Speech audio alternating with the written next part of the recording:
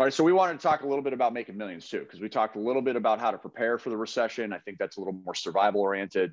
You know, we've got like the scarcity mindset on that one, but I want to talk about the abundance mindset too. So that David puts together a list. Number one on the list, monetizing fear. Monetizing fear. I'm always kind of prescribed to that myself. I mean, I've been through multiple recessions at this point, and there's always money to be made, guys. So I'm not taking advantage of anyone. You know, so people say, well, you're taking advantage of a bad situation. Look, the bad situation, it's here. It's happening either way.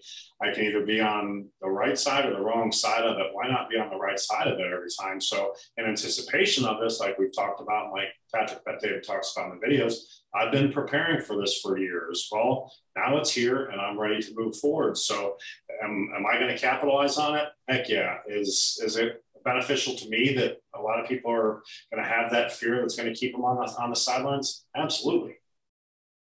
And you talk, you know, about working hard. And I think this goes back to what we were mentioning before with laziness and how the lazy are going to be filtering themselves out. That's going to take care of itself too. No, 100%. And for me, you know, I don't think I have some, you know, extraordinary work ethic. I think I definitely have a lot of drive and ambition. But for me right now, it's exciting because I know how many of those people are just going to fall off the mat because of that laziness. So not only am I not going to be complacent and lazy, but I'm going to kick it up another notch just to really move the needle. And I think that that's part of it too, is becoming a leader in your space. You know, Patrick was mentioning his third item on this list of how to make millions during a recession, that you really have to be bankable. We talk about bankability all the time. You have to have that credibility. It's all about being a leader. It's all about stepping up, having that reputation. I work with people all the time that never follow through. Yeah. We'll have literally conversation month after month with the same exact talking points and all the same homework assignments and no follow through. At what point can that accountability start working? If you're not self-accountable, if you're not accountable to a coach, if you're not accountable to your spouse or to your kids, if you're not accountable to your faith, what is it that's going to give people who struggle with this the nudge necessary to really get them moving forward each and every day? Yeah, that doesn't make any sense to me either. I mean, whether you've got a ton of money in your pocket or not is almost irrelevant. If you've got some things for free, you know, your word, you know, your integrity, that follow through, those are things that don't cost you a nickel, right? And they can set you so far ahead of the rest of the pack just by doing elementary things like that day in and day out that will ultimately lead you down the path to wealth, because people want to do business with people that they trust. I can pick up the phone with you tomorrow and have something on my plate that you know, I want to present to you, and whether it's a good fit for you or not, you're probably going to take it pretty seriously, because I would assume, correct me if I'm wrong, anything I've ever discussed with you has come from, you know, a good, honest place, you know, doing business the right way, not, you know, anything deceptive or elusive. So I imagine that when I've got a business opportunity that I want to present to you, you'll probably be all ears, and that would be the same, you know, way I'd feel if you brought a deal to me. Without question, which is why we do business together in a variety of different ways, right? You and I have teamed up on a number of different items. In just the first half of this year, we've already tucked hundreds of thousands of dollars per year in revenues into a business. It's been really effective together. So that was a business that you and I had discussed. And because of this community aspect and the networking dynamic of the way our friendship has developed over the last 9, almost 10 years, it seems, we're able to really strike when the iron's hot. Try not to go about this alone. This goes back to the community conversation. I think being out there trying to get through something like this, if it does happen the way many are anticipating, you'll be making a mistake and you'll be left behind. No different than if you were in the middle of the ocean on a boat by yourself. It wouldn't make sense. You're better off having that community aspect. I think this also goes back to one of the things he was talking about regarding cutting the fat too, right? So when we're talking about community, it all boils down to having the right community, picking and choosing the right people. We've seen a lot of fake influencing over the last decade. We talked about, the tide going out and really exposing who had kind of gotten lucky along the way. Mm-hmm. Knowing who to listen to is really, really important.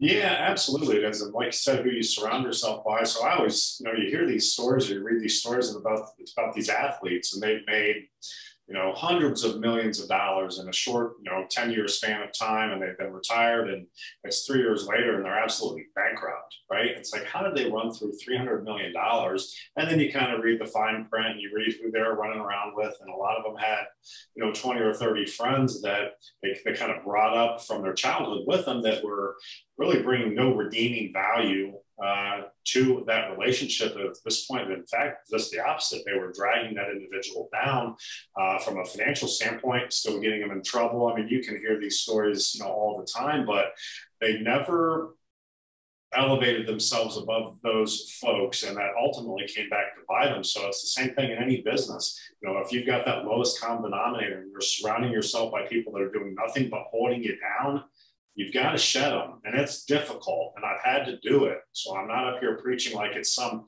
easy task, but you got to work out, you got to watch out for yourself too.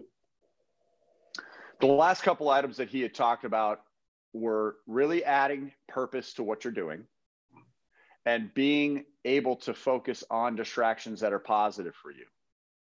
And I think this goes back into that conversation about surrounding yourself with the right community, because if you feel fired up, if you feel like you're working towards something that means a lot, it supplements those days where you have a lack of motivation. And there are many of them, many days of lack of motivation.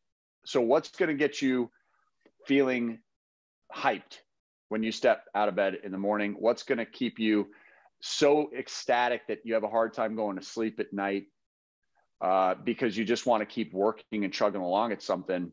And I think positive distractions have always proven to be very valuable to me. I don't think anybody could probably argue with that in their own lives. We've all tried this stuff. We've tried various, whether it be conventions, conferences, seminars, webinars, meetings, reading books, podcasts, audibles.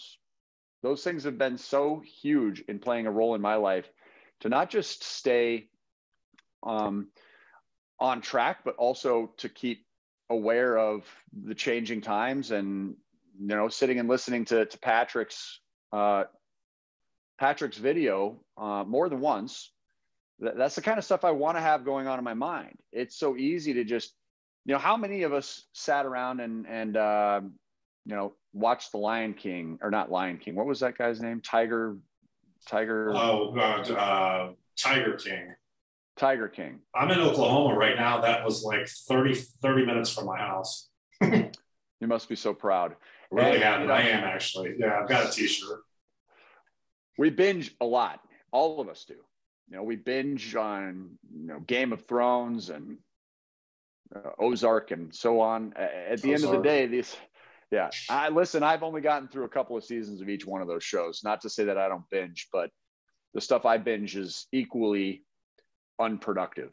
And I definitely want to encourage people right now, while we're living in this more precarious scenario, to perhaps redirect those habits into something that could be more fruitful. Because again, you can stay up on things that are contributing directly to your businesses, or you can listen to things that are going to contribute directly to your state of mind and to your motivation levels. And I think overall, it's so much more healthier. That would be his list of how to make millions right now over the course of a recession. Do you have any you want to add to that? Yeah, I love that last one, about just positive distractions. So I try and split my day up the best I can. I'm working inside of multiple companies literally every single day. So kind of, dividing that up, but also my personal time. So I always try and do, some sort of self-help, whether it's, some sort of business book, a self-growth type of book. I always try and do something spiritual, whether it's, some sort of devotional to start my day, or, reading, a couple passages that were sent to me by friends. I've got some of those notifications that come in. I always love to kick my day off with something spiritual there. And I like to have some downtime too. I love watching Ozark. I've got to reward myself with that personal time, however I spend to choose it. But having those distractions away from business is great. that keeps me fresh. It keeps me exhilarated about business. So when I do dive back into it, I'm a little bit more refreshed. And those are all positive things. If I binge read scripture, I don't think that at the end of the day is going to be a bad thing. Or if I binge watch, something on business, or if I binge read business books, those are all great things to my bottom line. As far as rallying behind the cause, definitely get behind that. I think being passionate about something that bleeds through to your customers, people can see if it's something that you stand behind and you believe in. I want to do business with people that I can see that in their eyes. I think that translates well. My business, my real estate business, one of the things that we, kind of our mission statement is we want to create 10,000 new homeowners before 2025. And we work with folks that can't just walk right into the bank and get financing today. We help them ultimately achieve that dream of home ownership. I've had people cry in closing rooms. I've seen it happen multiple times because they were getting into their dream home and they've been turned down by the bank. It gives me goosebumps now just thinking about, instances of that happening years ago. So heck yeah, I'm passionate about that business for those reasons. I'm able to make money, which we're all in this for. I'm in this to make profit. I don't have a steeple in my front door. But when you can do that and you help people and you can stand behind a product or service or a company that you're passionate about, I think it really just amplifies those opportunities. I couldn't agree more. And I can't even begin to express just how much it means to me that I can afford to step in and actually do something that really truly matters to somebody else. And that happens regularly. It doesn't deserve endless amounts of praise and credit. Certainly, I'm not somebody that contributes specific percentages of what I earn to various tithings and so forth. So for me to be able to go out, see somebody in need and just hand them $100 bill is really meaningful. And so generosity is a huge motivator for my desire to achieve wealth and preserve success. I think purpose and being able to make an impact on people's lives, it goes so far for me too. We've had multiple people that have broken down just from the drain side in recent months. You've got these elderly folks that they've got an issue with their most important part of the infrastructure of their home. And we can come in there and resolve that for them. They break down into tears. It's so rewarding. Yeah. We can give them, we can give those folks a discount, and it feels great to be able to take care of them. So I'm going to second that one for you too. I think that from you, that one's huge for me. And again, motivation is fleeting. So any way to preserve a supplement for that is something that I'm certainly on board for. And that's been the biggest is figuring out a purpose. So this was a great video. I recommend everybody watch this thing. We'll put the link in the description below. Michael, let's find another great one to talk about. I appreciate your thoughts on this, and we'll catch you guys on the next one. Sounds good. Take care.